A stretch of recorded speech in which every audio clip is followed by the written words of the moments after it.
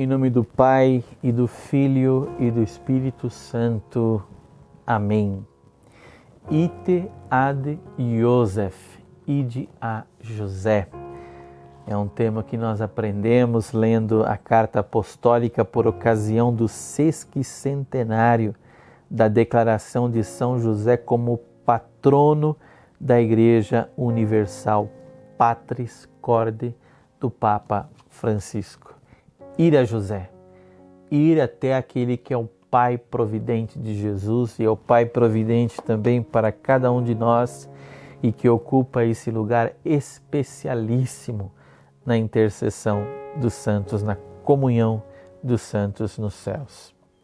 Hoje vamos refletir sobre São José, Pai na obediência, e vamos ver como que Deus é um Deus que intervém nos sonhos de José. É um Deus que entra, é um Deus que mexe nesses sonhos, é um Deus que reprograma esses sonhos e é um Deus que traz para dentro desses sonhos o coração, a vida e o ser de José. De forma análoga começa o Papa Francisco: a quanto fez Deus com Maria, manifestando-lhe o seu plano de salvação, também revelou a José os seus desígnios por meio de sonhos, que na Bíblia, como em todos os povos antigos, eram considerados um dos meios pelos quais Deus manifesta a sua vontade. José sente uma angústia imensa com a gravidez incompreensível de Maria, mas não quer difamá-la e decide deixá-la secretamente. No primeiro sonho, o anjo ajuda-o a resolver o seu grande dilema. Não temas receber Maria, tua esposa, pois o que ela concebeu é obra do Espírito Santo. Ela dará à luz um filho ao qual darás o nome de Jesus, porque ele salvará o povo dos seus pecados. A sua resposta foi imediata. Despertando do sono, José fez como lhe ordenou o anjo. Com a obediência, superou o seu drama e salvou Maria. Aqui vemos um primeiro ponto, um primeiro sonho de José, aonde Deus entra e Deus mostra a José que ele deve acolher justamente aquele que vai nascer de Maria, porque será o Salvador do seu próprio povo, que vai resgatá-lo dos seus pecados. E José então supera esse drama interior dentro de si. José tenta entender e tenta compreender, mas Deus leva José pela obediência, além da sua capacidade de entender, mostrando que a mensagem, mostrando que aquilo que Deus iria realizar é muito maior do que a capacidade desse mensageiro de acolher a profundidade dessa mensagem. Mas José se abre, José obedece, José busca realizar realmente aquilo que Deus lhe pede. Tanto que diz o texto: despertando do sono, José fez o que lhe ordenou o anjo. Já no segundo sonho, o anjo dá esta ordem a José: levanta-te, toma o menino e sua mãe, foge para o Egito e fica lá até que eu te avise, pois Herodes procurará o menino para matar. José não hesitou em obedecer sem se questionar sobre as dificuldades que encontraria. E ele levantou-se de noite, tomou o menino e sua mãe e partiu para o Egito, permanecendo ali até a morte de Herodes. No Egito, com confiança e paciência, José esperou do anjo o aviso prometido para voltar ao seu país. Logo que o mensageiro divino, num terceiro sonho, depois de o informar que tinha morrido aqueles que procuravam matar o menino, lhe ordena que se levante, tome consigo o menino e sua mãe e regresse à terra de Israel. De novo obedece sem hesitar. Levantando-se, ele tomou o menino e sua mãe e voltou para a terra de Israel. Mateus 2:21. José é um homem que se demonstra capaz de levar a vontade de Deus até as últimas consequências, a correr todos os riscos possíveis por amor àquele menino, por amor à Virgem Maria. É um homem que corre todos os riscos através da resposta que dá a Deus através da missão que Deus lhe confia. A vida é feita de riscos também, irmãos e irmãs. Se nós não formos capazes de enfrentarmos os riscos que a vida possui, crendo que Deus estará conosco, crendo que Deus nos guiará, crendo que a mão de Deus nos amparará, crendo que os cuidados de Deus nos serão oferecidos, nós não vamos para frente em nada na nossa vida. Assim como José, para responder ao chamado de Deus, teve que correr esse risco, quantos de nós temos que correr riscos também para poder ajudar a nossa família, para poder responder a uma vocação? Quem de repente recebe um chamado a ser um sacerdote, a ser um consagrado, uma consagrada, corre riscos também. Ah, mas se não der certo, se não for o meu lugar, se eu não for feliz, se eu não me encontrar, se eu não me realizar, corre o risco também.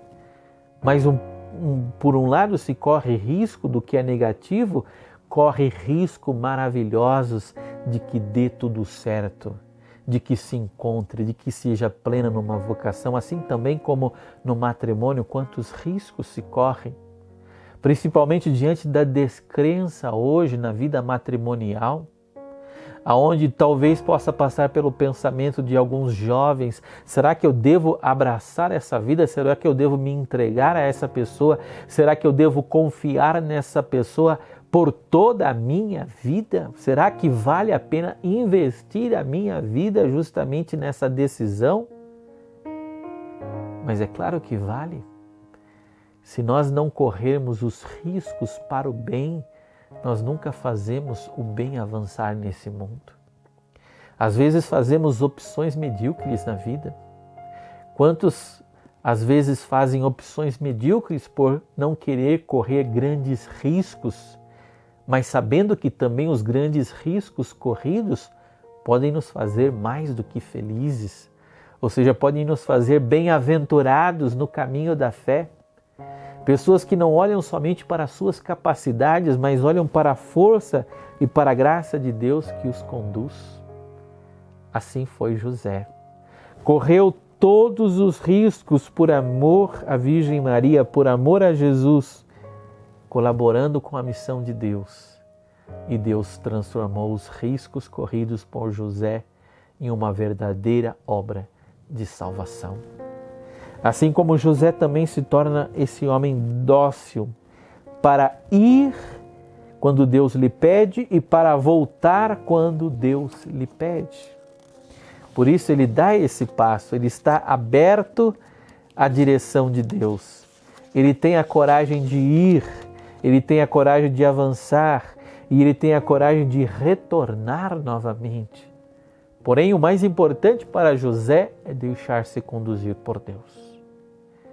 Quando estamos na direção e na vontade de Deus, nós não temos medo de ter mudanças, de acontecer mudanças na nossa vida.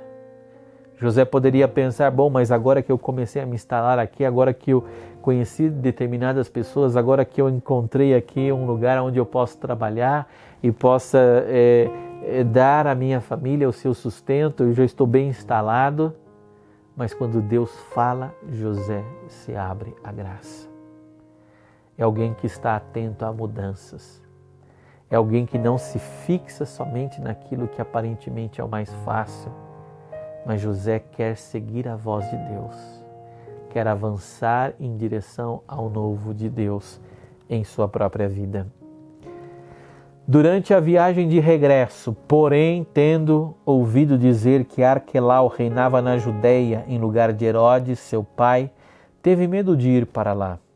Então, advertido em sonhos, é a 4ª vez que acontece esses sonhos, retirou-se para a região da Galileia e foi morar numa cidade chamada Nazaré. Mateus 2, de 22 a 23. Por sua vez, o evangelista Lucas refere-se que José enfrentou a longa e incômoda viagem de Nazaré a Belém, devido à lei do imperador César, relativa ao recenseamento que impunha a cada um registrar-se na própria cidade de origem. E foi precisamente nessa circunstância que nasceu Jesus, sendo inscrito no registro do império, como todos os outros meninos. São Lucas, de modo particular, tem o cuidado de assinalar que os pais de Jesus observavam todas as prescrições da lei. Os ritos da circuncisão de Jesus, da purificação de Maria depois do parto, da oferta do primogênito a Deus. Em todas as circunstâncias da sua vida, José soube pronunciar o seu fiat, como Maria na Anunciação e Jesus no Getsêmani. Na sua função de chefe da família, José ensinou Jesus a ser submisso aos pais, segundo o mandamento de Deus. Ao longo da sua vida oculta em Nazaré, na escola de José, ele aprendeu a fazer a vontade do Pai. Tal vontade torna-se o seu alimento diário. Mesmo no momento mais difícil da sua vida, vivido no Getsêmani, preferiu que se cumprisse a vontade do Pai e não a sua, fazendo-se obediente até a morte de cruz. Por isso, o autor da carta aos Hebreus concluiu que Jesus aprendeu a obediência por aquilo que sofreu. Vê-se a partir de todas essas vicissitudes que José, chamado por Deus para servir diretamente a pessoa e a missão de Jesus, mediante o exercício da sua paternidade, desse modo, precisamente, ele coopera no grande mistério da redenção, quando chega à plenitude dos tempos e é verdadeiramente ministro da salvação. São José é ministro da salvação de Deus, porque é um colaborador de Deus, é alguém aberto a servir a Deus até as últimas consequências.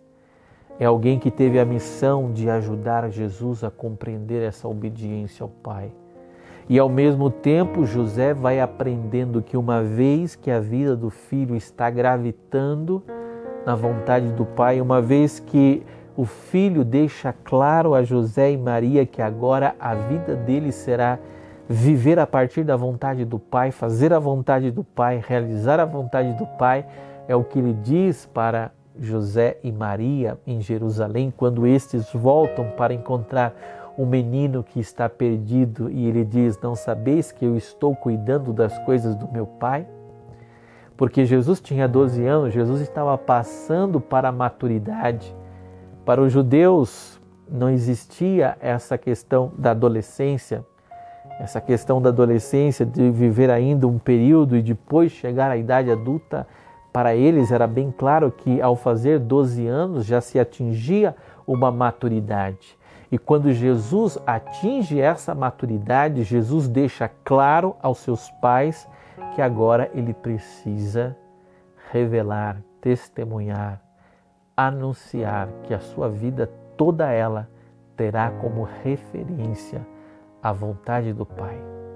Fazer a sua vontade, realizar as suas obras, não fazer nada por si mesmo, a não ser aquilo que o Pai lhe confia para realizar. Queridos, ficamos por aqui nesse momento, refletindo e trazendo ao nosso coração estas verdades que nos guiam, essas verdades que iluminam o nosso ser, a nossa inteligência, a respeito justamente dessa figura de São José e dessa figura maravilhosa que se coloca diante de nós como uma figura que nos inspira também a obediência a Deus. Assim como Jesus aprendeu a obedecer a José e depois Jesus ajudou a José a compreender a necessidade de obedecer totalmente a Deus, que nós também possamos ser iluminados por esse testemunho de obediência.